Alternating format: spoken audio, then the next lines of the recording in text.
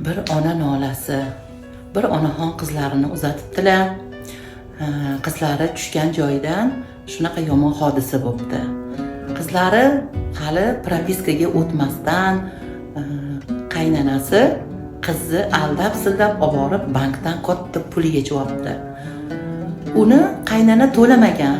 Oyma-oy kredit to'lanadigan pulni to'lamasdan u suddan kelgan qog'ozlar hammasi qizni uyiga bora boshlabdi. Qizni onasi hayron, biz kredit olmaganmiz deb tekshirishsa, qudalari katta pul yechib olgan ekan. Endi qudalari to'lamas ekan u pulni, qizni onasi to'lashga majbur ekan.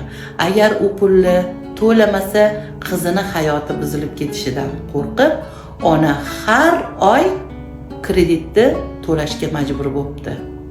Bundan qissaki, shunaqa qudalar ham bor ekan. Qizini nomiga aldab-sildab pullarni yechib olib, qudalarni o'ziga to'latayotganlar juda ko'p ekan. Menga buni juda ko'p yozishyapti. Qizlar bunga qanaqa qaraysizlar sizlar? Shunaqa qilish mumkinmi? Qizga bildirmay qo'l qo'yib olib, banklardan pul yechib olishar ekan. Uni pullar to'lashmas ekan. Quda taraf to'lashga majbur bo'ldi, chunki qizini hayoti buzilib ketishdan juda qo'rqqan ekan. Ana shunaqa voqea.